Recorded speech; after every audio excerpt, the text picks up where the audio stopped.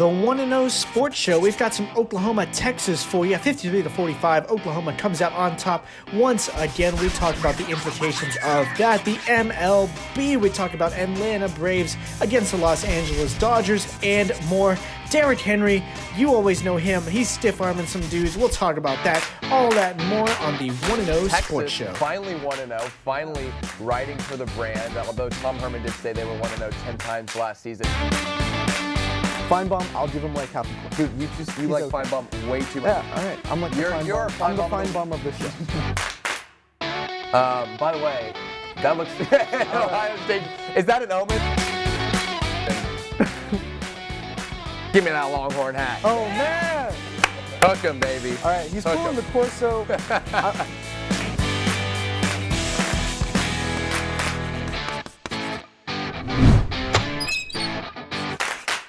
Welcome in on another Friday morning to the 1-0 Sports Show. I'm your host, Robert Trevino, and you're in luck. We're here with a couple of awesome guests. Once again, joined by Jason Fernander, and once again, also joined by Adam Ogburn. How are you guys doing today?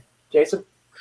Doing well. Ready to talk some sports, talk about Texas losing again, and some MLB playoff action.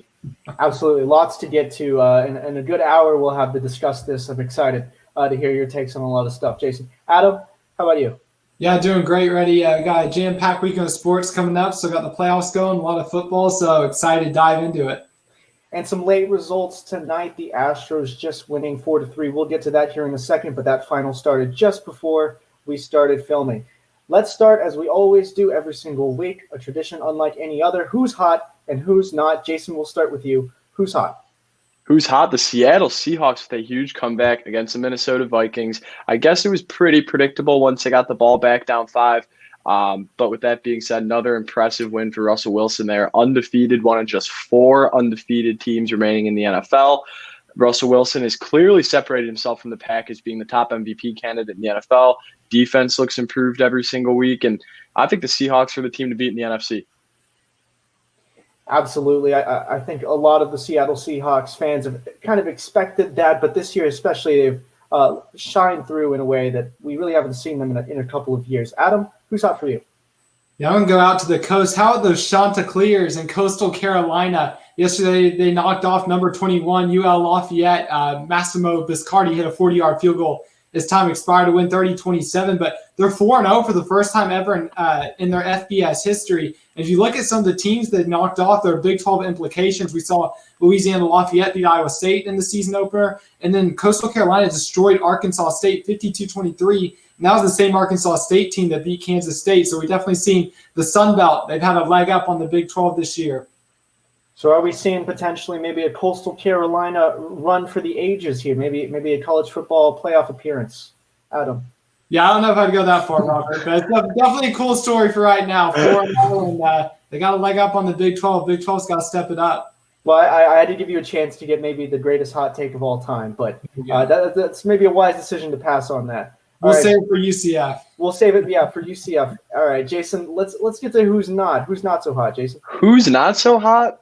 I feel like this is kind of an easy, slam dunk layup. New York Jets. What a disaster of a franchise. When you look at the talent that has come into that franchise, especially in the past few years, I remember last offseason signing C.J. Mosley, Le'Veon Bell. Well, the Jets are winless. Doesn't look like they're going to pick up a win this season. They have completely ruined a great talent in Sam Darnold. Le'Veon Bell is gone, signed with the Kansas City Chiefs yesterday. I think that the New York Jets are cold now. They're going to be cold next week. They're going to be cold next month. And honestly, I think it's going to be a good 5 years before we actually take the Jets seriously again, because I can't think of a more sorry franchise than this team. I really can't either. And if you're a Cleveland Browns fan, that has to make you a little bit happier knowing that you're no longer the absolute seller of the NFL. You mentioned it, though, Le'Veon Bell signing with the Kansas City Chiefs. Just real quickly, how do you think going forward that's going to affect the NFL championship look, the Super Bowl look? Well, just thinking right off the top of my head, it's going to take a couple of weeks for Bell to get acclimated into the Chiefs system. And although he was on the Jets and did not look good at all, I remember in his time with the Jets, he didn't have a run longer than 20 yards. He was a generational talent for a good few seasons in Pittsburgh. And if he can return to half that form, pairing him with Clyde Edwards-Helaire in the backfield just gives the Chiefs another weapon. It's almost unfair at this point. So I don't think it makes a huge difference yet, but we could find ourselves down the stretch run of the season. Le'Veon Bell's back to his old form, and I don't think that there's going to be a single team in the NFL that could beat the Kansas City Chiefs if Le'Veon Bell can return to his all-pro form. And that's a big if. I will agree with that, though. The Chiefs, if they can get the old Bell, I don't really see another team even making it close. Adam, who's not for you?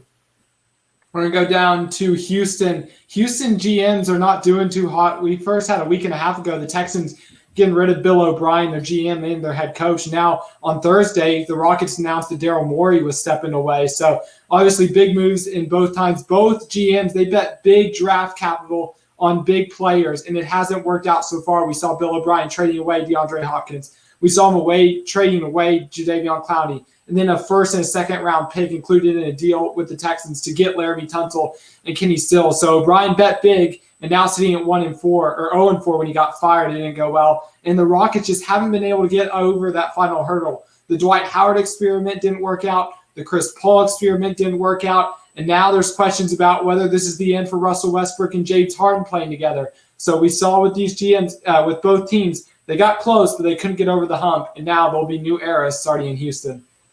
Yeah, and Daryl Morey, of course, kind of a little bit as much of the money ball as the NBA has been willing to kind of tread into. So we'll see as to whether that kind of approach that Morey had is continued, if someone's able to pick that up. But overall, you're right, very disappointing week for Houston fans. All right, let's get into the next topic, embrace debate.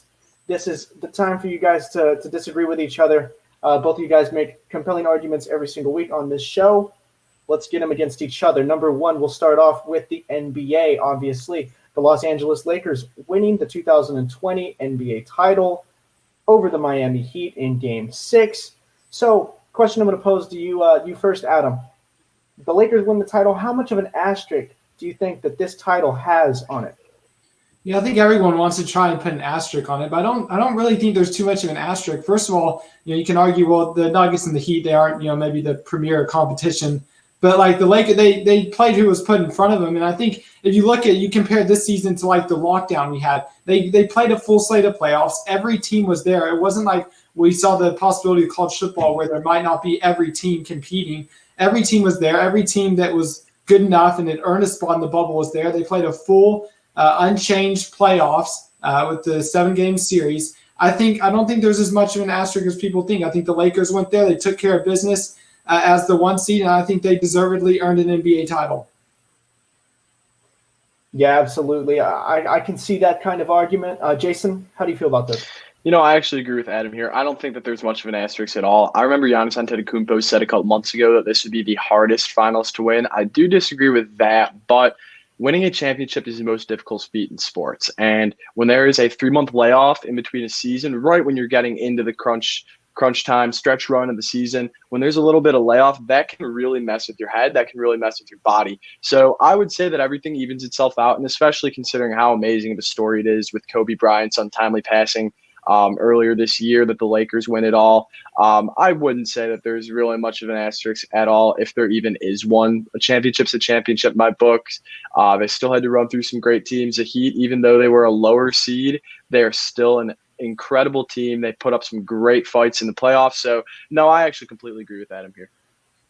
And that makes 3 of us, guys, because, I mean, if we're not talking about asterisks on years that you've had kind of a lockdown, then surely there's not one in which you had, like Adam said, all the teams that deserved a playoff spot. I think 22 of the 30 off the top of my head that were in the bubble. So very obvious that this title was not something to be trifled with, not very easy for any team to attain. So let's talk LeBron, because now obviously 4 NBA titles, 4 NBA Finals MVPs, had one of the most quiet, 30-point, 9 rebounds, 7 assist series of all time, probably something we kind of expect out of him.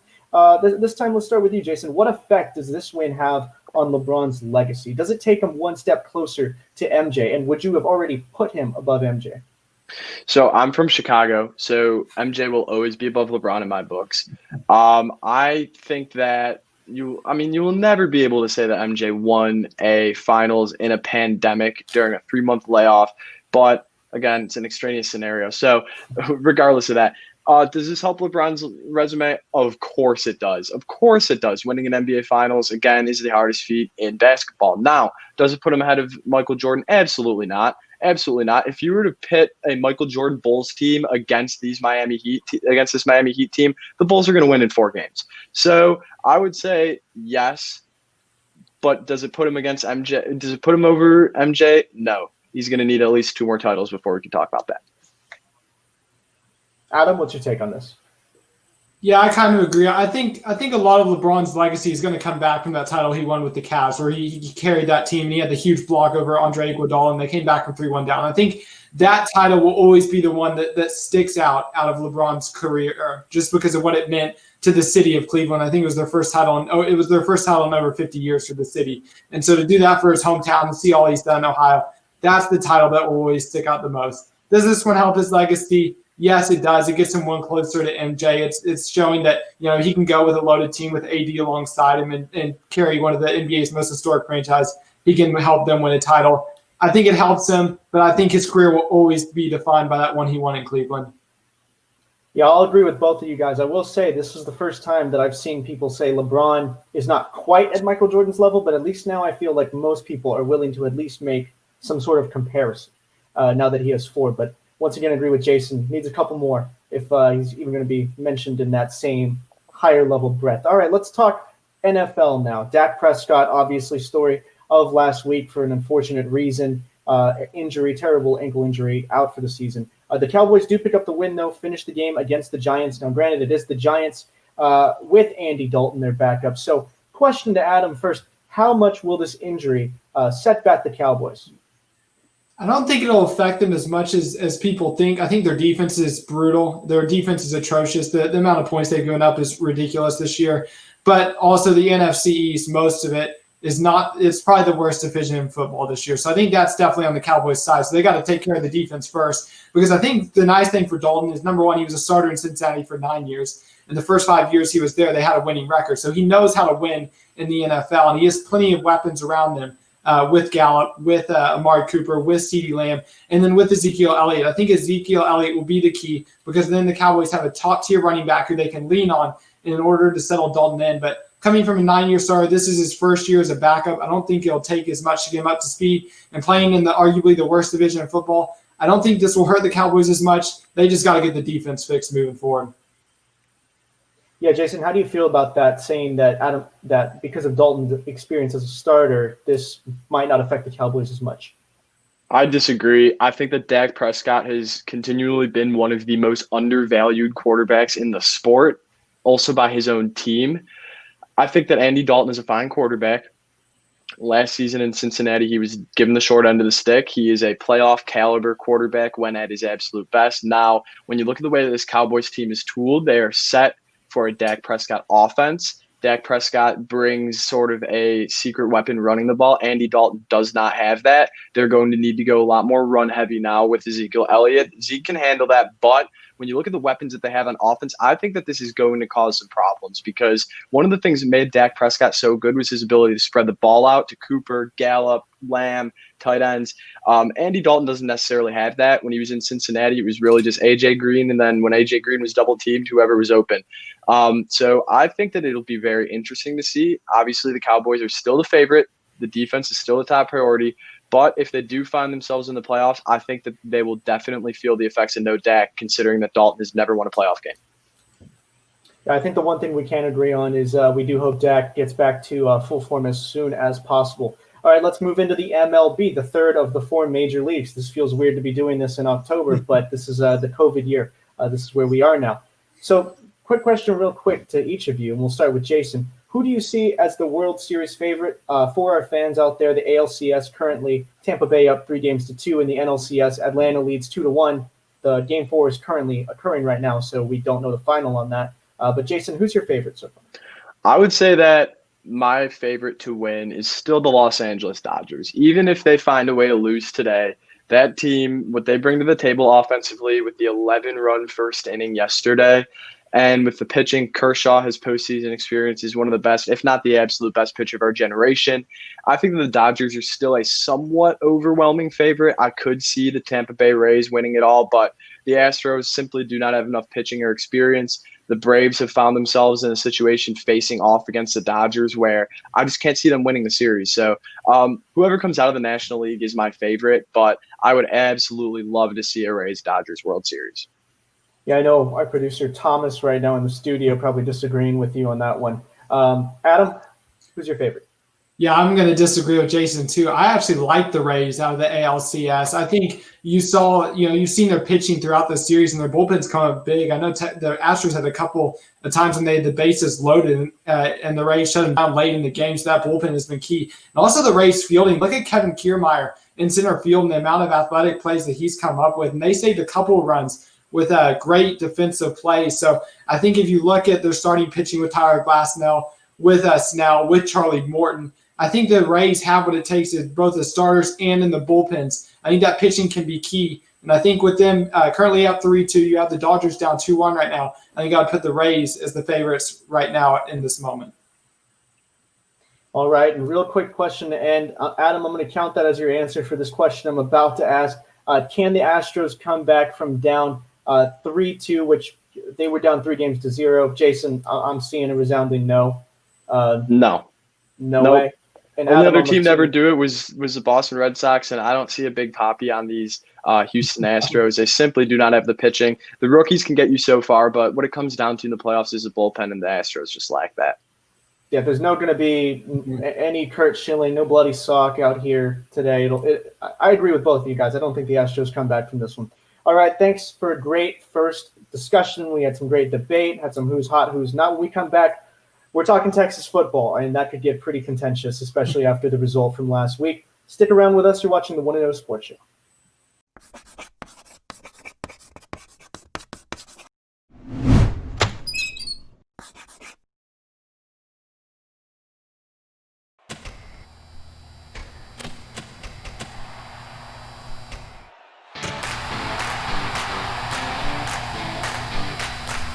Welcome back into the 1-0 Sports Show. Your host, Robert Trevino, once again, joined by Jason Conander and Adam Ogborn. Let's talk Texas football, specifically that 53-45 loss last Saturday at the Red River Showdown, Red River Shootout, Red River Rivalry, whatever you like to call it. Quadruple overtime game. It was a thriller, but ultimately Texas with the same result as last year and the same result 4 out of the last 5 times they played the Sooners with another loss. This time to a freshman quarterback. So we asked this 2 weeks ago after the Texas Tech game, which Texas miraculously won somehow. This time they were not able to make that same type of comeback. Is it time to hit the panic button? Adam, let's start with you. Yeah, I'm mashing that panic button right now. Texas is in big trouble. They should be 0-3 in Big 12 play. They had absolutely no business winning that Texas Tech game. And then it's just been execution down the stretch. You could argue they should have beat TCU, but the reality is they didn't. And then again here, they couldn't close the deal, even after Oklahoma gave them a way to get back in triple overtime by missing that field goal. So, yes, it's a huge concern. With Sam Ehlinger as your senior leader quarterback, with Oklahoma having a down year, this was Texas's chance to grab a hold of the Big 12 and make a run at the championship, Big 12 championship, and make a run at the playoffs. And here we are sitting at 1-2, now wondering how far down the slope this is going to go and whether Tom Herman could find himself in hot water by the end of this year. Jason? I'm just wondering, like the panic button for what? Like, there's no, like, we're not going to make the playoff now. Like, I guess if we win out, we can make the Big 12 championship. But what are you really playing for in Ehlinger's last year? And when you're at a team like Texas, a team that every single year, when you bring in the talent recruiting, you should be competing for a national championship. And year in and year out, we find ourselves in the middle of October and we're already out of conversation. So the panic button should have been hit weeks ago. It should have been hit after the Texas Tech game. The panic button should have been taken off the table after the TCU loss, because we should have had the win-out mentality. And now I don't even know what to think. I'm appalled. I'm absolutely appalled because, yes, I completely agree with Adam. Texas should be 0-3 in Big 12 play. But when you look at the circumstances, they should be 4-0 on the season, because these 3 Big 12 games, they are better than these 3 teams. So Texas should have won last week. They should have won the week before. They should have won handily against Tech. And the UTEP game, nobody cares about because everybody was saying, yeah, it's against UTEP, whatever. Yeah, it was against UTEP because I don't think that Texas could do that against any other team. Yeah, the one thing about that UTEP game, though, is they didn't play down to the level of their opposition, which is exactly what they've done against. You can argue Oklahoma can hang with them, and that's a game that probably deserved to be close and go to overtime like that. But Texas Tech, this is a team that continually we see get blown out in other Big 12 games. We saw TCU, they lost to Kansas State this past weekend. Texas should be beating those teams, but instead they get in a slugfest with Texas Tech. We saw miscues continually allow the Red Raiders. We had the onside kick Texas Tech converted. You had the muff punt that gets rolls in the end zone. Tech recovers for a touchdown. TCU, you have fumbling on the goal line. You have the interception deep in their own territory at the end of the first half that allows the Horned Frogs to essentially get a free field goal. So in those two games especially, Texas continues to play down at the level of their opposition, and that's been a problem that's been an issue here for years for the Longhorns. Yeah, I would agree with Jason completely when he says the panic button. It's kind of saying something that I don't have the option to do if I would like to do that. The panic button, it's over. As far as getting into a national championship conversation, it would take something unforeseen, every team to have somehow 2 losses, and Texas to look impressive for them to somehow squeak in. We're looking at likely another Alamo Bowl appearance at best from Texas. So very disheartening. I would agree. So let's talk about the cause of why we're sitting here with 2 losses in Big 12 play, 1 and 2. What has gone wrong for Texas this season? Jason, we'll start with you this time. What hasn't went wrong for Texas this season? I think that Sam Ehlinger has played great. Past that, I don't know what else to say. I really don't. Spencer Rattler looked horrible for Oklahoma in the first quarter. They had him figured out.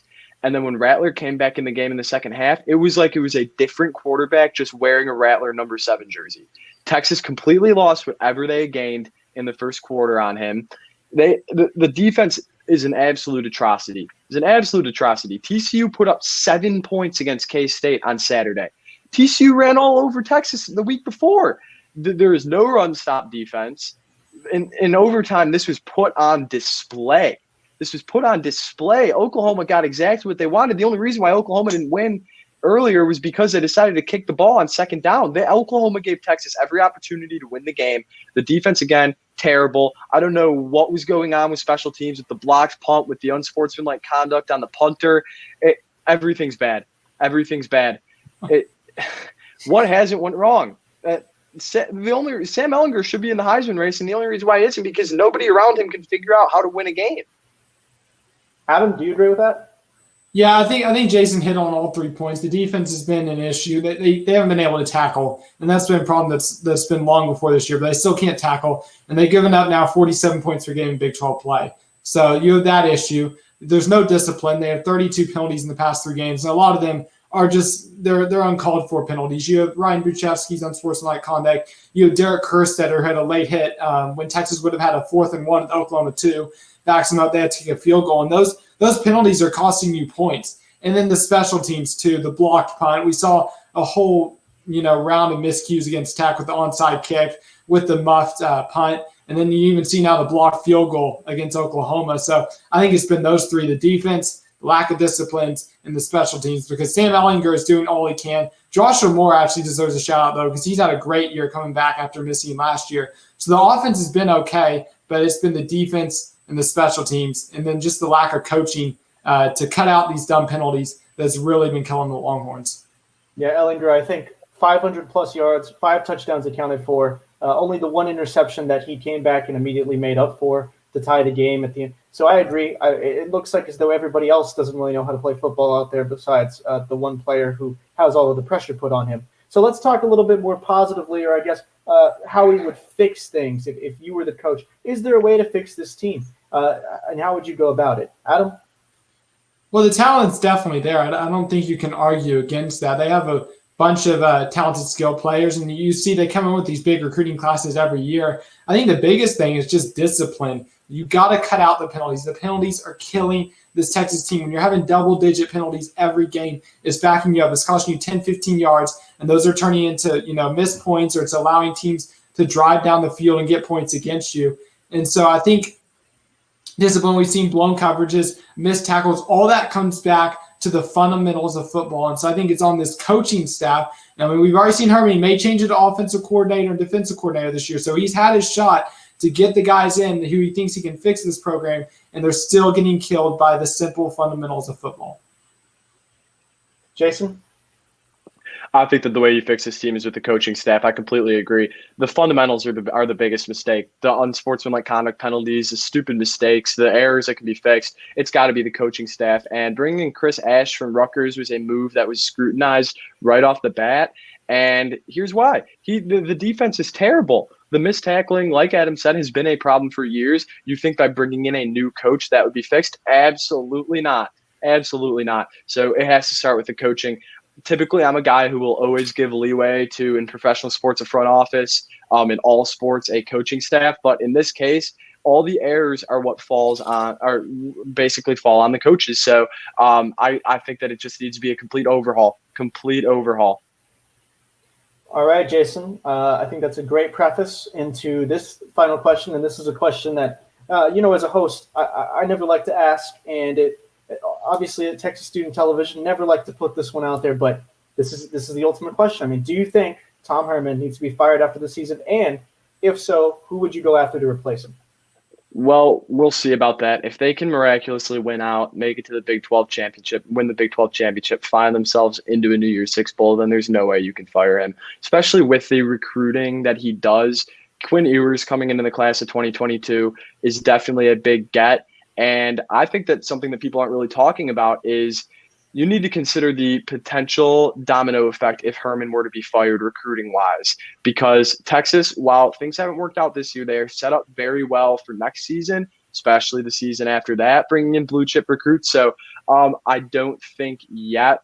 But if we finish with the same record as we did last year, continue to drop games like we had the last 2 weeks, absolutely. And at the top of my list, I'd say it goes Urban Meyer, Bill O'Brien, and really those are my only two.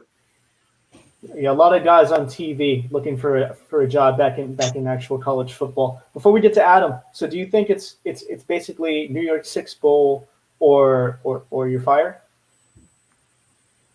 I would say that I'd say New Year's Six Bowl. I don't know. I really don't know because I don't exactly know what is in the minds of the athletic department, where the standard was set for this year. I'm sure that after when Oklahoma lost, the standard moved up because an opportunity opened up in the Big 12 race and in the college football playoff race. And now we see right after Oklahoma loses, Texas loses twice. So it all depends on how Herman finishes the season.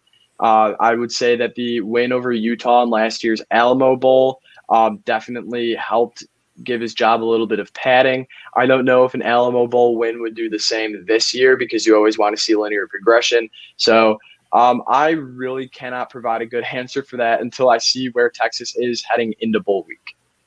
Yeah, remains to be seen. Adam, how about you?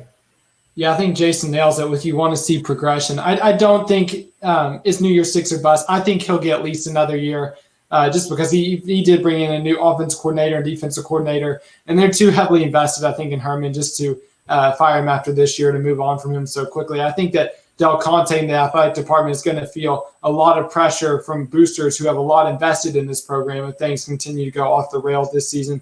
I think Herman gets at least another year. If they're firing him, it has to be someone big, like Jason said, like Urban Meyer. Obviously, has some questionable reputation. I think you have to go someone big like him. I know they've tried to throw a lot of money at Nick Saban in the past. I don't know if Dabo, or I doubt Dabo Swinney would ever leave Clemson, but I think it would have to be a big time hire like that because they've gone to the group of five with Charlie Strong from Louisville and Tom Herman from Houston for the last two coaching hires. And that hasn't gone too well, because you've got candidates like Luke Fickell at Cincinnati. I know Brian Harsin used to be here. He's at Boise State, but I feel like you need to give Herman at least another year or two. You don't want to be rolling the dice on another group of five coaching candidates so soon. I think if they do fire him, it has to be a big Power 5 name or a big name in coaching circles. Yeah, I would agree with that. All right, a lot of Texas football we just talked about. When we come back after the break, we're taking questions from the crowd that you sent to us on Twitter, Facebook, whatever it is you use. We got it for you. We're going to answer it. Stick around. Want to Know Sports Show.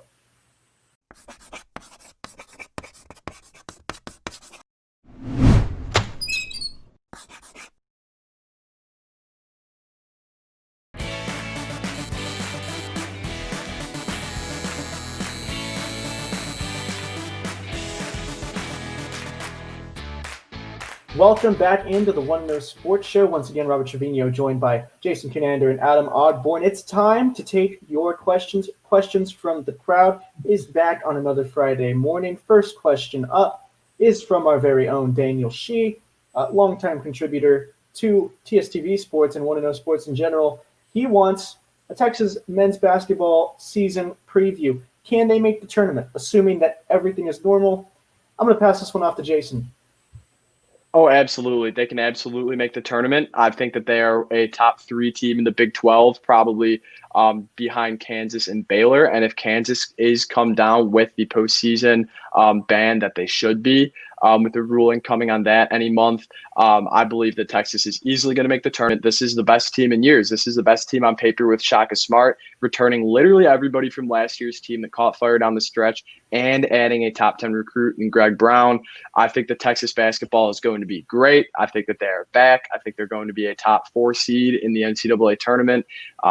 I'm very much looking forward to basketball season, especially considering how football's went. So Jason saying Texas is back. Adam, what say Jason, you? Jason obviously hasn't been a Texas fan for the past couple of years, going with that top 4 seed prediction. But no, I do think this is going to be the year for Shaka. He has to go right. He has to get into the tournament, and he probably has to win at least a game or two once he's there in order to make sure his job's safe. But like Jason said, they got Greg Brown joining now, Jericho Sims and Kai Jones in the front court, and then they have a bunch of talent at the guard position too. You have Matt Coleman, Andrew Jones, who's another year back.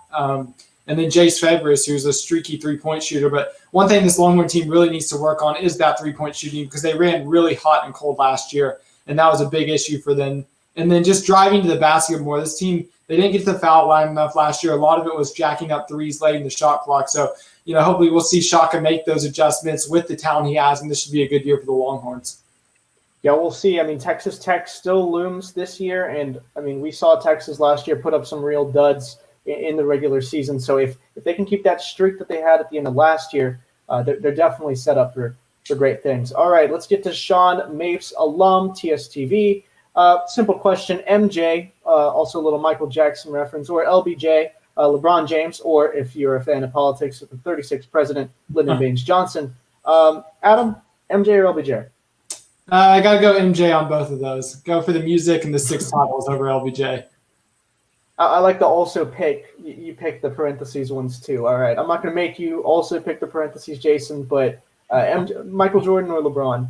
As I mentioned earlier, I'm from Chicago. It will always be MJ for me for more reasons than just the stats. MJ changed the game.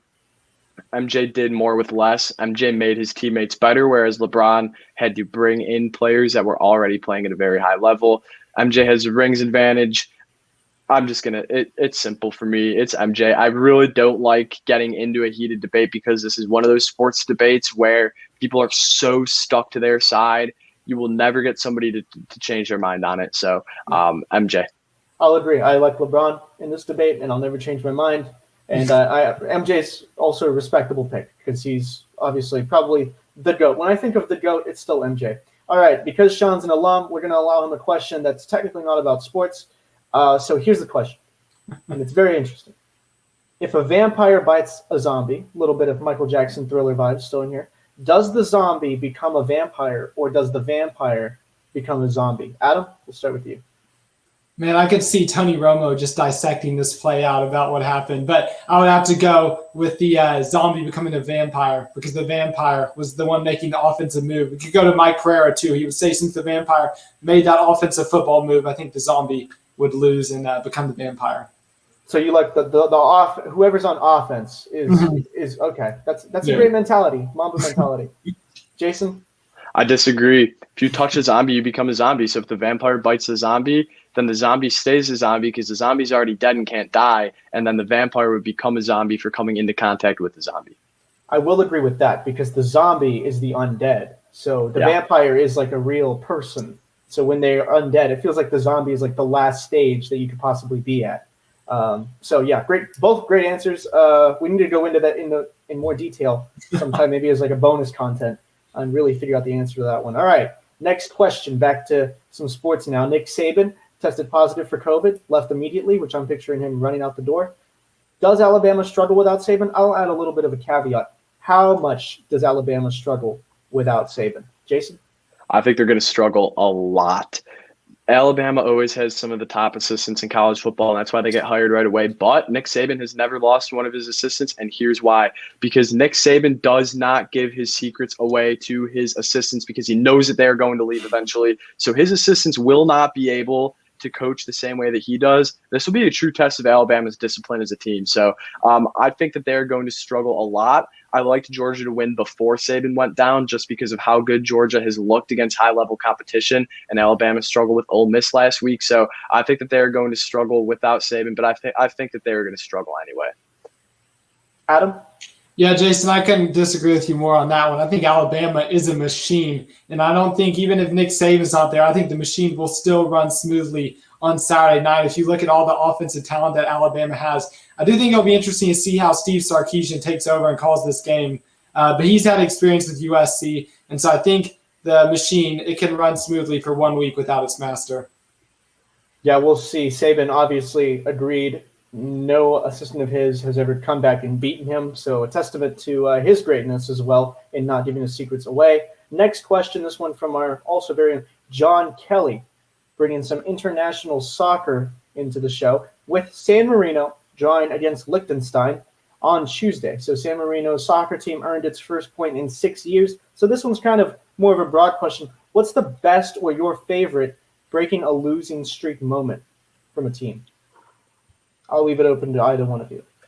Right off the top of my head, when I was in 8th grade, the White Sox went on a 7-game losing streak in the middle of the season, and they were in New York facing the Mets, and the game was in the 13th inning, and they had run out of pinch hitters. This was back when the National League did not have a defensive designated hitter, so Matt Albers, perhaps the most unathletic player on the White Sox, came up to hit in the 13th inning, put one over the head of the left fielder to give the White Sox a lead, and then sealed the game in the bottom of the 13th. So that's my favorite breaking a losing streak moment personally.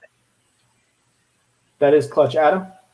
Yeah, I don't know if this technically counts as a losing streak. I'm going to go back to 2017 when the Buffalo Bills broke their playoff drought, their playoff losing streak. They hadn't been in the playoffs for 18 years, and so they had taken care of business. They needed the Ravens to lose against Andy Dalton and the Bengals, and with 45 seconds left, Dalton on 4th and 12 threw a 40-yard touchdown pass to Tyler Boyd to defeat the Ravens and get the Bills back in the playoffs. So just an improbable moment. You normally don't see a team like the Bengals with a losing record pull off the upset that you needed. They did that right there, and so it was a really cool story for all those Bills fans. That's true. The Bills needed something. They'd always been kind of an 8-8 middling team. So it's always good to see a team break that losing streak. So last question comes from Emmy Quinn. As rumors of new Texas coaching circulate, do you think that Urban Meyer would turn Texas football around? We discussed if we're holding out for Tom Herman earlier, so I will add a caveat to this question saying if we were to hire Urban Meyer, if Texas were to hire him, would he turn Texas football around? Adam? Yes, I think he could. I think the bigger question for the athletic department is, would you want to hire Urban Meyer? Not anything with his coaching, not anything on the field, but it's just kind of the off the field and kind of what went down with Ohio State if you want to bring that type of leader into your program.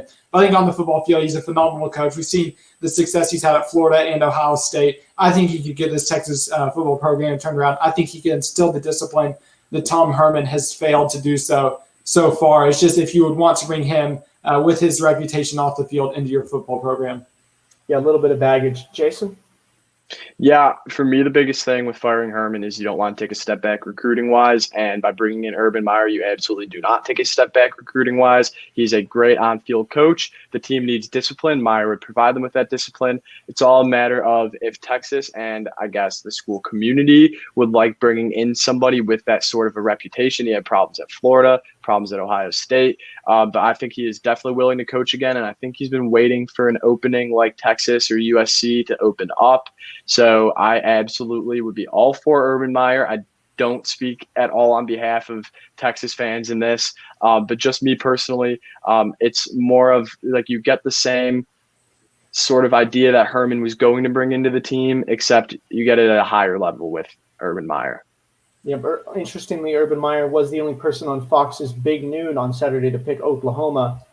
Turned out that was the correct pick. All right, great block from each of you guys. Fantastic input. When we come back, we're going to get into what's trending, do some thumbs up and thumbs down, and we will all give you our college football playoff picks updated from this week. Stick around. You're watching the 1-0 Sports Show.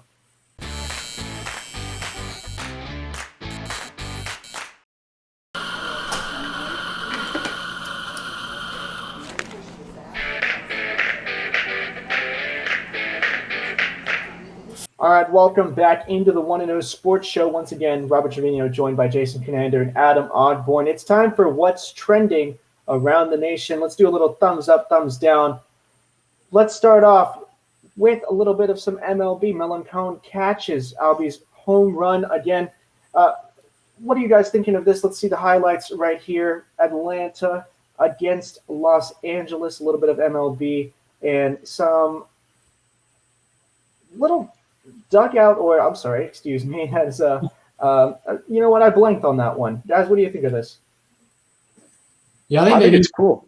I love it. I love it. I think it's great. I think it's very, like, you see something weird like that happen in sports, like when a player of the same team hits a home run into his bullpen and someone catches it. Like, when that happens once, it's cool enough, but to see it happen twice with the same player catching it is so cool to me.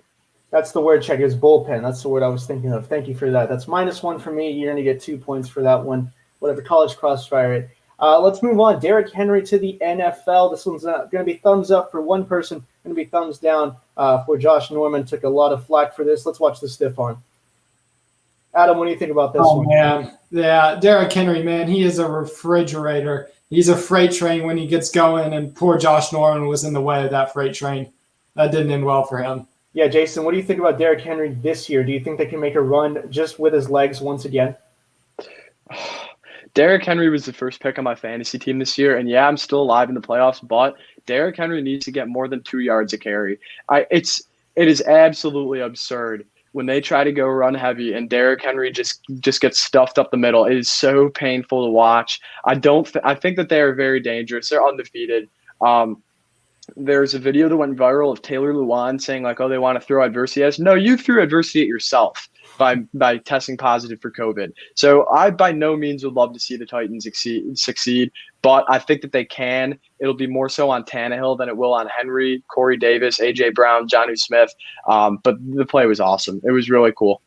Yeah, as a Colts fan, would like to see maybe the Titans get potentially a win taken off the board for that COVID behavior. Not because I'm a Colts fan, because I'm a fan of the NFL, for sure. I am not biased. All right, let's move on. This one to some consider the GOAT. We've had a lot of GOAT talk on today, but Tom Brady playing for the Buccaneers looked as though he was confused on downs. Adam, what do you think about this? Yeah, it happens to all of us. He's getting up there. He's up in his 40s, 40s now, and so yeah. Sometimes it's hard to count to 4. It was probably long day at home, long day with the kids, and he just kind of lost count. Yeah, Jason, do you think that Patriots Brady would ever be confused with the downs? I don't think it's a matter of Patriots Brady. I think that it's the vicious artificial fans in Chicago that made him forget the downs. Bear down, baby. Huge win against the Buccaneers.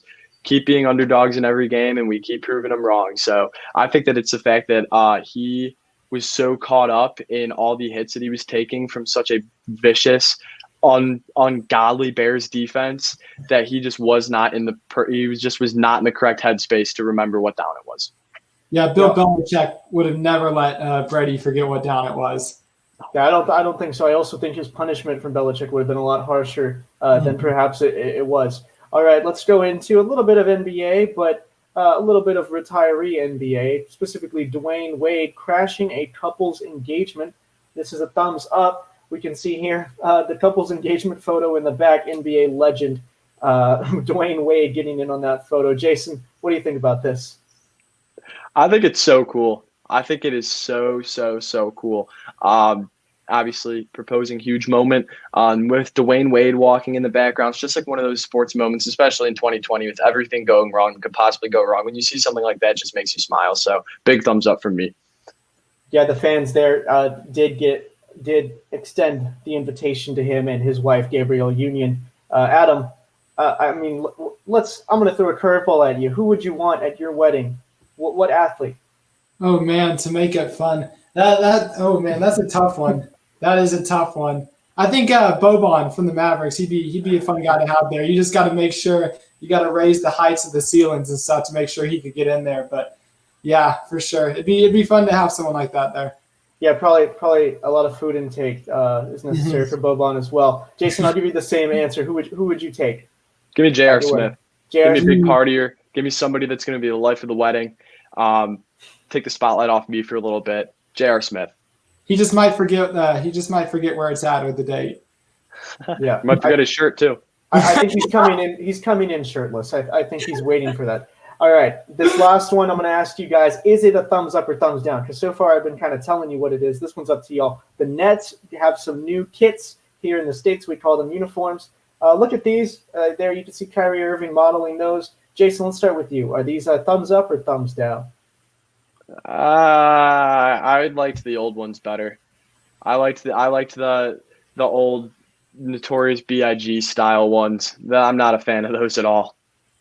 Yeah, so a little bit of creativity there, if you could say, with the shorts. Adam, thumbs up or down? Yeah, I'd probably have to kind of go thumbs down. I think those shorts look like swim trunks, if I'm being honest, just the design of them. So I'm not a huge fan. I like the attempt. I think the top is solid, but I think the shorts look like swim trunks. Yeah, I'd say thumbs up. Like, as far as if it's something I would like to wear to maybe an event or like kind of a little kickback, but a thumbs down if I'm actually playing a serious 48-minute game of basketball. So let's get into the college football playoff picks. It is now, I think week 5, week 6 with COVID. It's really hard to tell where certain teams are at. Ohio State about to come back into the mix. With that said, let's start. Jason, who do you have in your top 4 as of this moment? In my top 4 at this moment, I have Clemson at number 1. They steamrolled Miami last week. They still look to be the best team in the country. Number 2, I have Ohio State. Everybody else seems to be messing up. So I think the Buckeyes are just going to run the table and go undefeated in the Big Ten. 3, I have Georgia. I think that they're going to beat Alabama this weekend. They looked amazing against Tennessee. They looked great against Auburn. They have a very tough schedule, but I think Georgia's got a great team. They'll sneak into the playoff. And then at number 4, I have North Carolina. They looked a little bit shaky in the first half of their first game, but Sam Howell's a real deal. I think that he's one of the top 3 quarterbacks in the country. I think that the Tar Heels can afford to lose to Clemson, and I think that they can still sneak their way into the playoffs. So I agree with that pick. That's a bold ACC pick. 2 teams from the ACC.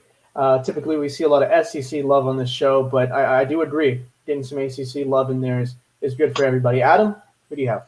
Yeah, my top 2 are the same as Jason. I think Clemson is going to run the table in the ACC, and I think, like Jason said, with especially the shortened season, I think Ohio State will run the table in the Big Ten. I like Alabama. I think Nick Saban's going to keep them going. If you look at the offensive talent they have with Najee Harris, with Smith, and then Mac Jones now, who's gaining experience with each game, I think Alabama can get out of the SEC. I have them at the 3, though, because I could see them taking a loss maybe in the regular season. And then I've actually got Oklahoma State at number 4. I think Clemson will prevent 2 teams from coming out of the ACC. I think they'll beat both North Carolina and Notre Dame and kind of eliminate them that way. And I'm not sold on Georgia yet. I wasn't impressed how they opened the season against Arkansas. I think we'll get a big feeler of them when they take on Bama this Saturday. And I think with Texas and Oklahoma struggling and with the amount of talent the Pokes have on offense, I like Oklahoma State to come out of the Big 12 and grab that 4 seed. Yeah, I do agree. I do think that Clemson will probably not allow a second team in, but I disagree heavily with the fact that a Big 12 team could potentially be in there. I think the current state of it, the current trajectory is that it's cannibalizing itself, and you already have Texas with 2 losses, Oklahoma with 2 losses as well. So I have Alabama number 1, Clemson number 2, very standard picks for me. And Ohio State number 3, it still kills me to pick a team, and we all picked Ohio State despite the fact they have not played this year, but they're coming back. They're going to be the same team that we saw last year for the most part. Hard to pick against them when you know they could very likely are going to run the table. And I'm going to go number 4, Georgia. I agree with you, Adam. It's one of those things. They have not looked impressive at all. I do think they will right the ship, though. If they don't, I could see North Carolina. I'd probably put North Carolina at my number 5, Jason, to be completely real with you. So if Georgia slips up, I'd say North Carolina is next up. All right, we had some college football playoff. We took you around the what's trending. We took you around the country. When we come back for the final time, it's the moment you've all been waiting for, the spread picks. We're going to have NFL, we're going to have college football, all of that for you when we return.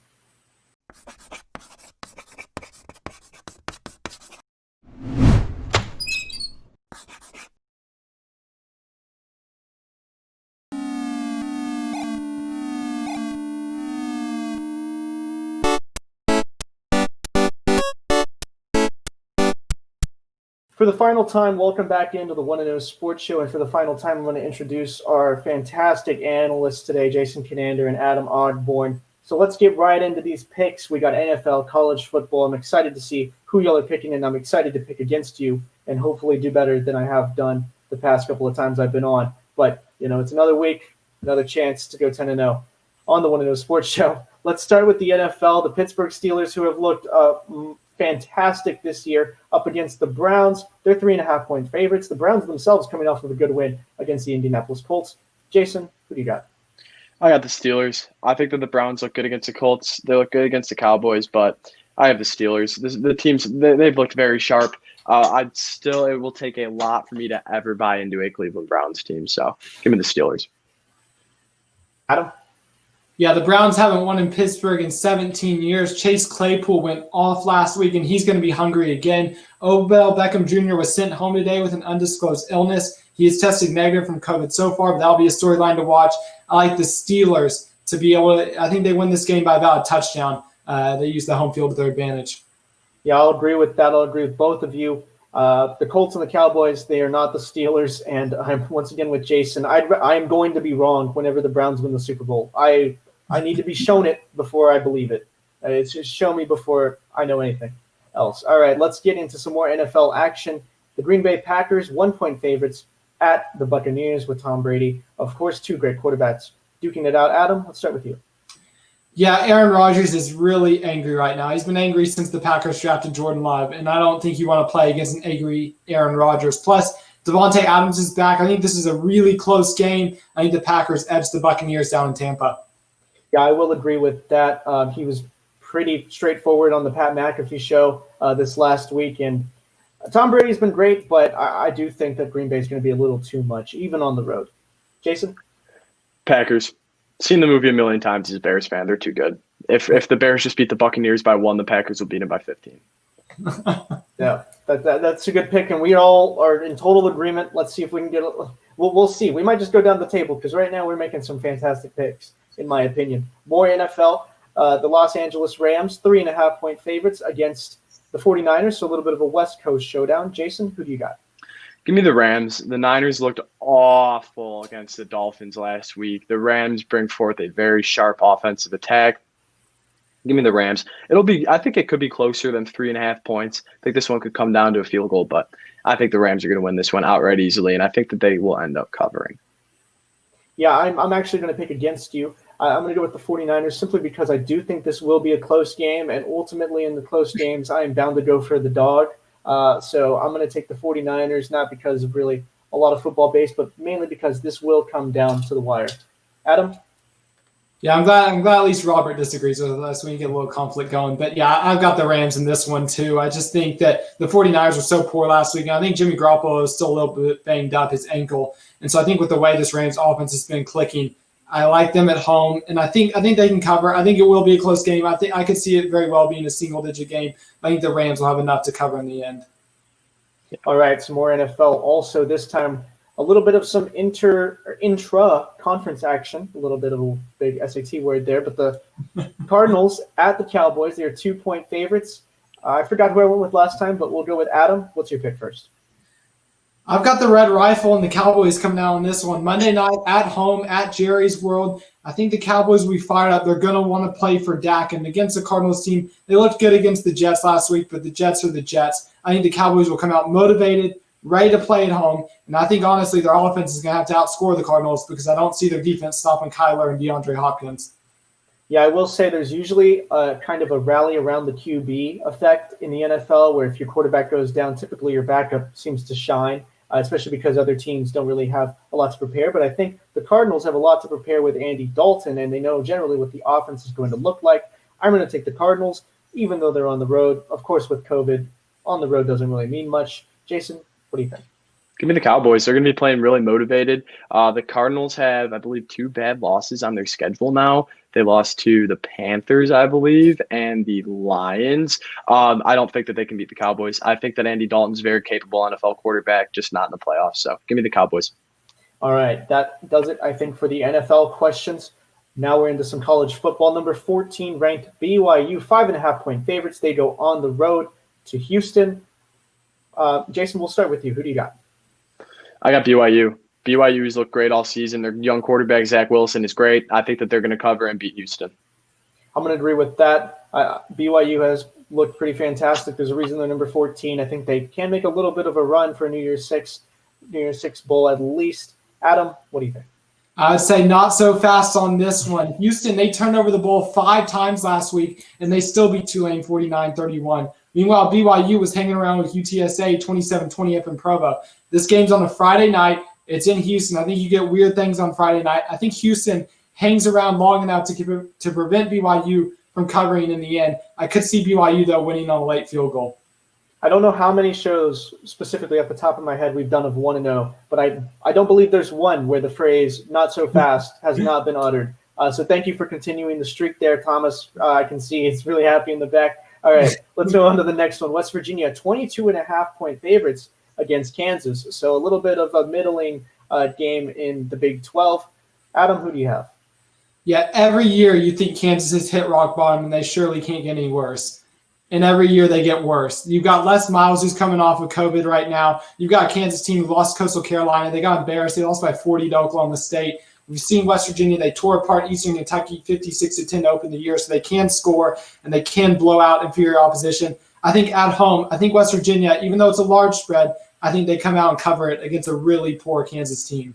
I'll agree with you. Every time you think Kansas can't go lower, they find a way unless they're playing Texas. But this one's in Morgantown. This one's against Kansas. I think they obliterate the Jayhawks. I don't think this one's close from the very beginning. Jason? Yeah, I'm going to say that West Virginia wins easily, but I think Kansas has a nice backdoor cover.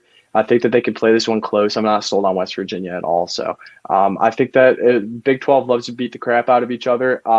And so I think that Kansas, they won't keep this one too close, but I think that they'll end up covering in the end. All right, let's get to Jason's favorite team, I think, or the team of note. North Carolina, number 5, taking on Florida State. They're 13-point favorites. Jason, we'll start with you. Do you see your number 4 team pulling it off here? Give me the Tar Heels in a close cover. Florida State has looked awful. They stuck with Notre Dame for like the first quarter last week. So I think that North Carolina is going to run away with this one. Sam Howell is great. I think that this could be his Heisman statement against Florida State. So give me UNC. Pretty easy one. Maybe a little bit of a late run by Florida State to attempt to cover, but UNC wins it easily, and I think that they'll cover. I'll agree with that. And what a thing for Texas Longhorn fans specifically to watch Mac Brown making a run for the college football playoff. I'd love to see it personally. 10 years down the road from the last Texas national championship. I got North Carolina on this one. Adam? Yeah, I'll complete the trio on this one. Like Jason said, Florida State, man. And they're the same thing almost as Kansas. You think they've been on a downward slope the past couple of years, and they're still on that slope this year. They hung around with Jacksonville State for a long time in that one, and they got beat by 16 last week against Notre Dame. I think Sam Howell makes big plays, and I like the Fighting Mac Browns to cover in this one. 2 to 3 touchdowns, I think, over Florida State. All right, speaking of another thing Texas Longhorn fans don't want to see, here's a number 11 Texas A&M team, 6.5-point favorites at Mississippi State. They're in Starksville against the Pirate, Mike Leach himself. Adam, let's start with you. Who do you got in this one? Yeah, you got to love Mike Leach teams. It's literally a roller coaster. They come out, they beat LSU, and now 2 straight losses, Arkansas, and then they got embarrassed 24-2 against Kansas State. But I think the roller coaster is on the upswing this week. KJ Costello has shown his potential. We've seen A&M hang around with teams like Vanderbilt. I think this is a close one. I think Mississippi State keeps it within the 6.5 points and prevents A&M from covering. Yeah, Mike Leach team's very, very inconsistent. That's why they generally have a lot of upsets and never really make a run for the big show. I will say this one I see will be a little closer than maybe some Texas A&M fans expect, but I don't think the bookies have this wrong. I think A&M wins this by about 10 or 12 points. Jason? I think Mississippi State covers, and I think they could actually win this one. They came out on fire against LSU and then looked really bad the last 2 weeks, but I think KJ Costello has a chance of the fire lit under him. And I'm totally not sold on. They always seem to pick up one win, and then they fall short in their other big games. So I think that they might slip up. Big trap game for the Aggies. I think Mississippi State covers and could win. And we'll see A&M, the remainder of their schedule, looking a little bit favorable for them as far as making a potential New Year's Six Bowl or even College Bowl playoff run. All right, let's get to number 8, Cincinnati. They're 3-point favorites at Tulsa. This line striking me a little bit weird at first glance. Jason, what do you think? So this game was actually canceled today, I believe. So no pick. That is right. So that is Gotta a pick correct. cover in this one. That is something I should have known. So fantastic. I get that one wrong, I think. Jason gets that one right. Adam, we'll give you that one as well. So no game. Sorry, that is the way it goes in 2020. That game is canceled. All right, final game then. Number 2, Alabama. Wow, talk about a game of top 4 teams, top 3 teams against number 3, Georgia. Alabama 4-point favorites. Jason, let's start with you. Give me Georgia to win and cover. Give me Georgia to cover and win. Stetson Bennett has looked really good recently. People talk about how Georgia looked really bad out of the gate against Arkansas. Bennett did not start that game. He came in relief and saved that game.